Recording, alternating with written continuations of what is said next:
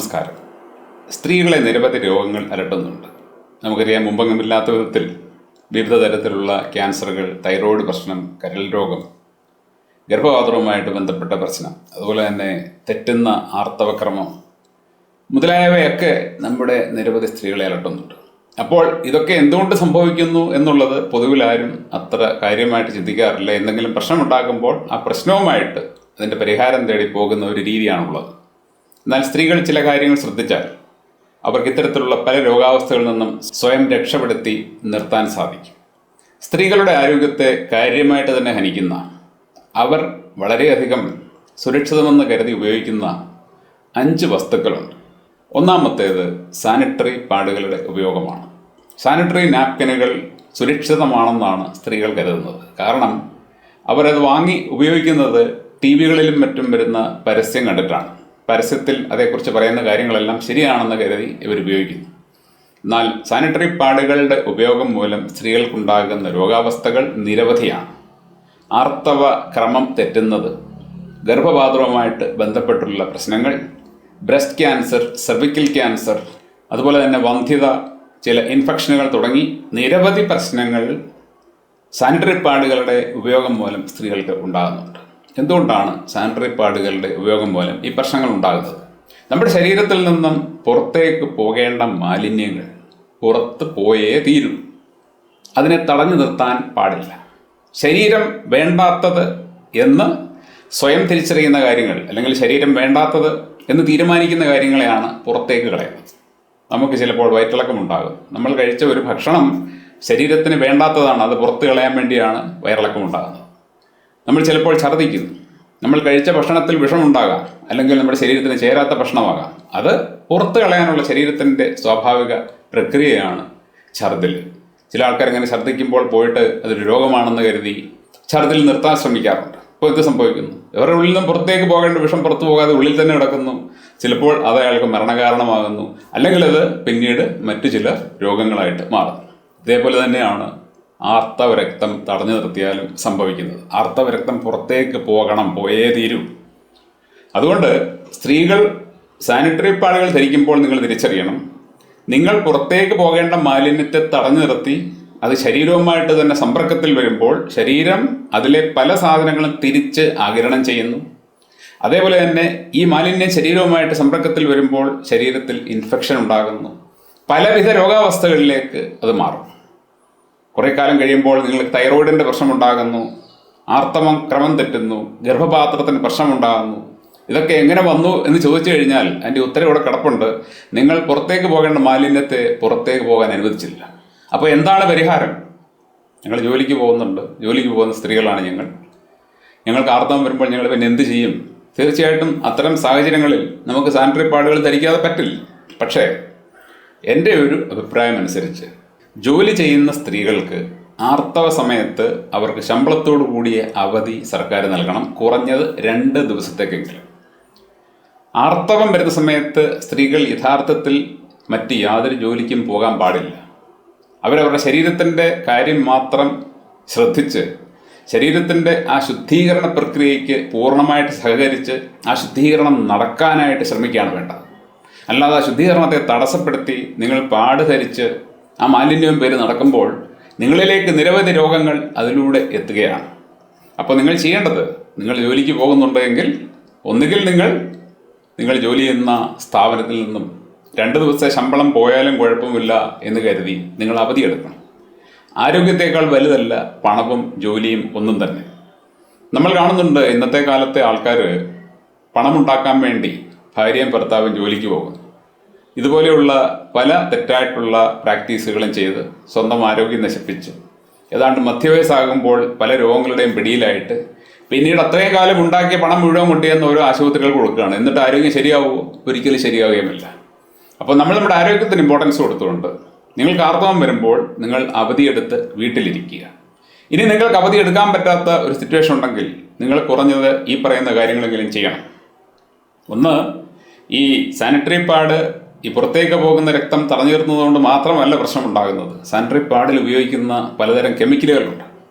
ഈ കെമിക്കലുകൾ നമ്മുടെ ശരീരവുമായിട്ട് സമ്പർക്കത്തിൽ വരുമ്പോഴും നമുക്ക് നിരവധി പ്രശ്നങ്ങൾ ഉണ്ടാകുന്നുണ്ട്. അതുകൊണ്ട് നിങ്ങൾ ചെയ്യേണ്ടത്, നിങ്ങൾ സാനിറ്ററി പാഡ് ധരിക്കുന്നുണ്ടെങ്കിൽ സാനിറ്ററി പാഡിൻ്റെ ഉള്ളിൽ ശുദ്ധമായിട്ടുള്ള കോട്ടൺ തുണികൾ യൂസ് ചെയ്യുക. ഈ കോട്ടൺ തുണികൾ 1-2 മണിക്കൂർ കഴിയുമ്പോൾ മാറിക്കൊണ്ടിരിക്കുക. അതുപോലെ തന്നെ സാനിറ്ററി പാഡുകൾ പോലും നിങ്ങൾ ഒരെണ്ണം 4 മണിക്കൂറിലധികം ധരിക്കാൻ പാടില്ല. 4 മണിക്കൂർ കഴിയുമ്പോൾ സാനിറ്ററി പാഡുകൾ തന്നെ മാറും.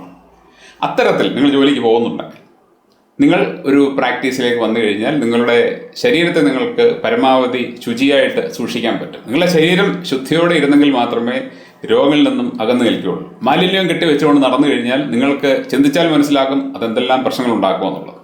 ഒരു വ്യക്തി മലവിസർജനം നടത്തുന്ന സമയത്ത് ശരീരം അയാൾക്ക് അത് തോന്നിക്കുകയും അയാൾ ചെയ്യാതിരിക്കുകയും ചെയ്തു കഴിഞ്ഞാൽ നിങ്ങൾക്കറിയാം അത് അയാൾക്ക് ആരോഗ്യ പ്രശ്നങ്ങൾ ഉണ്ടാക്കും. ഇനി അയാൾ അത് പുറത്തേക്ക് കളയാതെ അത് കെട്ടിവെച്ചുകൊണ്ടൊരു പാഡിൽ കെട്ടിവെച്ച് നടന്നു കഴിഞ്ഞാൽ എന്താകും അവസ്ഥ? സമാനമായ അവസ്ഥയാണ് ഇവിടെ സംഭവിക്കുന്നത്. അതുകൊണ്ട് സാനിറ്ററി പാഡുകൾ ഉപയോഗിക്കാതിരിക്കാൻ പറ്റുമെങ്കിൽ ഉപയോഗിക്കാതിരിക്കുക, അതായത് അവധിയെടുത്ത് വീട്ടിലിരിക്കുക.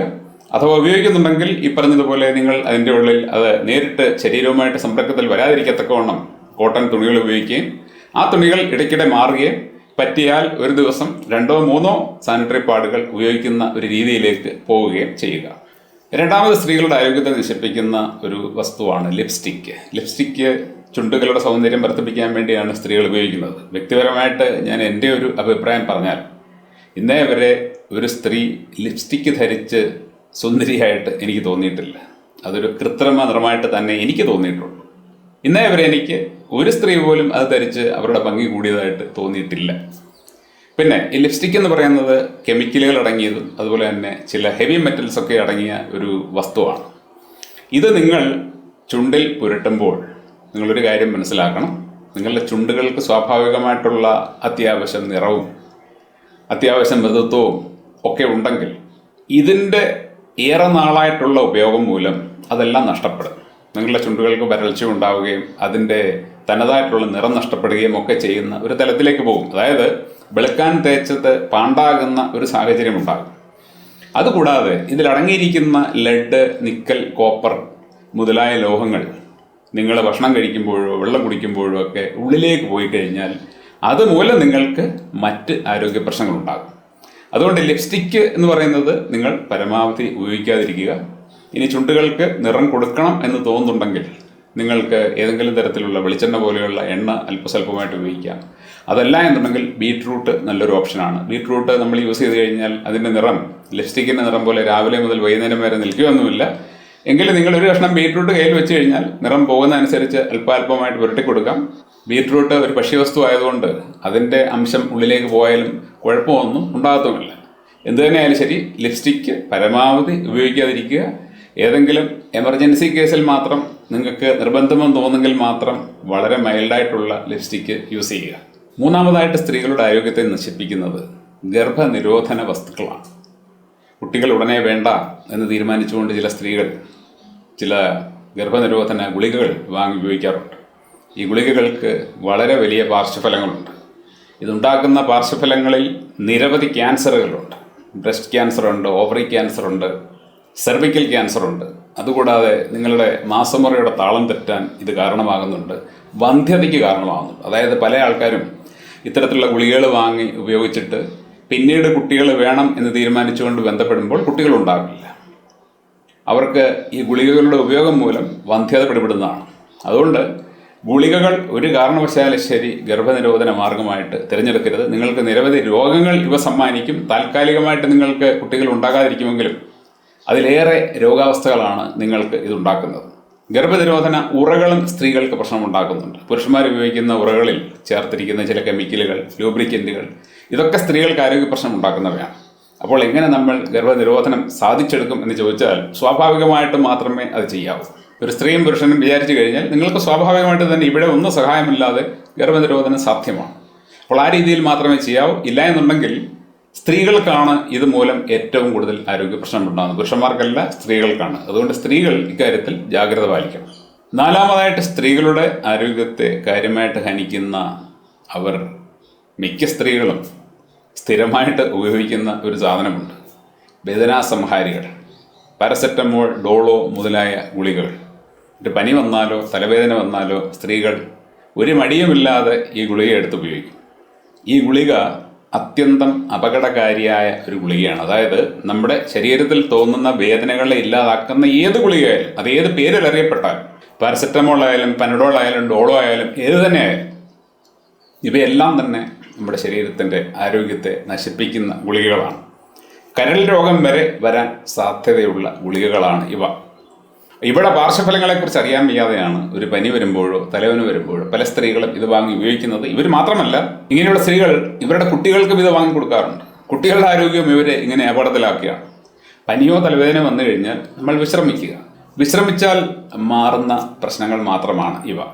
ഇനി നിങ്ങൾക്ക് മരുന്ന് കൂടിയേ തീരൂ എന്ന് തോന്നുകയാണെങ്കിൽ ഹോമിയോ മെഡിസിൻ വാങ്ങി ഉപയോഗിക്കുക. ഹോമിയോയിൽ പാർശ്വഫലങ്ങളില്ലാത്ത മരുന്നുണ്ട്, ഫലപ്രദമായ മരുന്നുണ്ട്, അത് വാങ്ങി ഉപയോഗിക്കുക. പക്ഷെ പലപ്പോഴും മരുന്നിൻ്റെ ആവശ്യമില്ല. തലവേദന മിക്കപ്പോഴും ഉണ്ടാകുന്നത് നമ്മുടെ ചില ശീലങ്ങൾ കൊണ്ടാണ്. അപ്പോൾ തലവേദന ഉണ്ടാകുന്ന സമയത്ത് എന്തുകൊണ്ട് അതുണ്ടായി എന്നൊന്ന് തിരിഞ്ഞ് ചിന്തിക്കണം. അങ്ങനെ നമ്മൾ ആ സാഹചര്യത്തെ ഒഴിവാക്കി കഴിഞ്ഞാൽ തലവേദനയിൽ നിന്ന് രക്ഷപ്പെടാൻ പറ്റും. അതുകൂടാതെ ഞാൻ നേരത്തെ പറഞ്ഞ ഗർഭനിരോധന മാർഗങ്ങളുടെ ഉപയോഗം, സാനിറ്ററി പാഡുകളുടെ ഉപയോഗം, ഇവയൊക്കെ മൂലവും ചില ആൾക്കാർക്ക് മൈഗ്രെയിൻ പോലെയുള്ള രോഗാവസ്ഥകൾ ഉണ്ടാകാറുണ്ട് എന്ന് പറയുന്നു. അഞ്ചാമതായിട്ട് സ്ത്രീകൾ ഒരിക്കലും തെറ്റിദ്ധരിക്കാത്ത ഒരു ഭക്ഷ്യവസ്തുവുണ്ട്.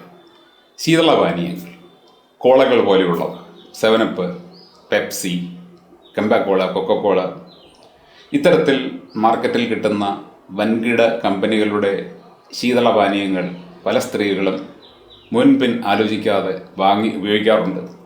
കുഞ്ഞുങ്ങൾക്കും കൊടുക്കാറുണ്ട്. ഇവയിലെല്ലാം കൃത്രിമ നിറങ്ങൾ, കൃത്രിമ മധുരം, അതുപോലെ തന്നെ പെസ്റ്റിസൈഡ്. ഒട്ടുമിക്ക മധുരപാനീയങ്ങളിലും വിഷം അടങ്ങിയിട്ടുണ്ട്, ഡയറക്റ്റ് വിഷം, പെസ്റ്റിസൈഡ്. കാരണം ഇതിൽ പുഴുക്കളൊന്നും വരാതിരിക്കാൻ വേണ്ടിയുള്ള ഒരു മുൻകരുതലാണ്. അനുവദനീയമായ അളവിൽ നിന്നൊക്കെയാണ് പറയുന്നത്. എത്ര അനുവദനീയമായാലും ശരി, വിഷം തന്നെയാണ്. വിഷം കൂടിയാലും ശരി കുറഞ്ഞാലും ശരി, അത് ഉള്ളിൽ ചെന്ന് കഴിഞ്ഞാൽ നമുക്കത് പ്രശ്നം തന്നെയാണ്. വൃക്കകളും കരളും ഒക്കെ നശിക്കാൻ അത് ധാരാളമാണ്. അപ്പോൾ അത്തരത്തിലുള്ള പാനീയങ്ങൾ നിങ്ങൾ ഉപയോഗിക്കാൻ പാടില്ല. പൂർണ്ണമായിട്ടും അത്തരത്തിലുള്ള പാനീയങ്ങൾ ഉപയോഗിക്കില്ല എന്ന് നിങ്ങൾ തീരുമാനിക്കണം. അതുപോലെ തന്നെ ചില വീടുകളിൽ വാങ്ങി ഉപയോഗിക്കുന്ന ശീതളപാനീയ പൊടികളുണ്ട്. ആരെങ്കിലും ഗസ്റ്റുകൾ വരുമ്പോൾ കൊടുക്കാൻ വേണ്ടി ടാങ്ക് പോലെയൊക്കെയുള്ള സാധനങ്ങൾ. ഇതിലും ഈ പറഞ്ഞ പ്രശ്നങ്ങളെല്ലാം ഉണ്ട്. അതുകൊണ്ട് ഇത്തരത്തിലുള്ള ആർട്ടിഫിഷ്യൽ പാനീയങ്ങൾ നിങ്ങൾ ഒഴിവാക്കണം.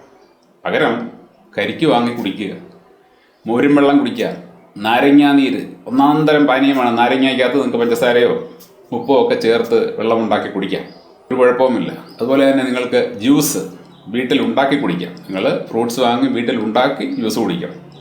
കാരണം ഫ്രൂട്ട്സ് നമ്മൾ വാങ്ങുമ്പോൾ ഫ്രൂട്ട്സിൽ വിഷമുണ്ട്. അത് കഴുകി ആ ഫ്രൂട്ട്സിലെ വിഷമെല്ലാം കളഞ്ഞിട്ട് നമ്മൾ തന്നെ ജ്യൂസ് ഉണ്ടാക്കി കുടിച്ചു കഴിഞ്ഞാൽ കുഴപ്പമില്ല. നേരെ മറിച്ച് നിങ്ങൾ ഇത്തരത്തിലുള്ള പാനീയങ്ങൾ വാങ്ങി ഉപയോഗിക്കുമ്പോൾ അതിലെ വിഷം, അതിൽ ഈ പറയുന്ന ആർട്ടിഫിഷ്യൽ കളർ, കൃത്രിമ മധുരം, ഇതൊക്കെ ഉള്ളിലേക്ക് ചെന്ന് ഏതെല്ലാം തരത്തിലുള്ള രോഗങ്ങൾ നിങ്ങൾക്ക് ഉണ്ടാക്കുമെന്ന് ചിന്തിക്കാൻ പോലും പറ്റില്ല. അതിൻ്റെ കൂട്ടത്തിൽ നിങ്ങൾ മേൽപ്പറഞ്ഞ കാര്യങ്ങളെല്ലാം കൂടി ചെയ്യുന്ന ആളാണെന്നുണ്ടെങ്കിൽ ശരീരം സ്ഥിരമായിട്ട് ഇത്തരത്തിലുള്ള അവസ്ഥകളെ നേരിട്ട് അവസാനം രോഗത്തിലേക്ക് പോകും. അതുകൊണ്ട് രോഗങ്ങളിൽ നിന്നും അകന്നു നിൽക്കാൻ ആഗ്രഹിക്കുന്ന സ്ത്രീകൾ ഈ 5 കാര്യങ്ങളിൽ ശ്രദ്ധ ചെലുത്തുക. ചുരുങ്ങിയത് ഈ 5 കാര്യങ്ങളിൽ ശ്രദ്ധ ചെലുത്തി ഇവയുണ്ടാക്കുന്ന ആ സാഹചര്യങ്ങൾ ഒഴിവാക്കുക. ഇതിൽ നിങ്ങൾക്ക് എടുക്കാൻ പറ്റുന്ന കരുതൽ എത്രയുണ്ടോ അത്രയും എടുക്കുക. അത്ര കണ്ട് നിങ്ങളുടെ ആരോഗ്യം സുരക്ഷിതമായിരിക്കും. നിരവധി രോഗങ്ങളിൽ നിന്നും നിങ്ങൾക്ക് രക്ഷ കിട്ടും. Thank you.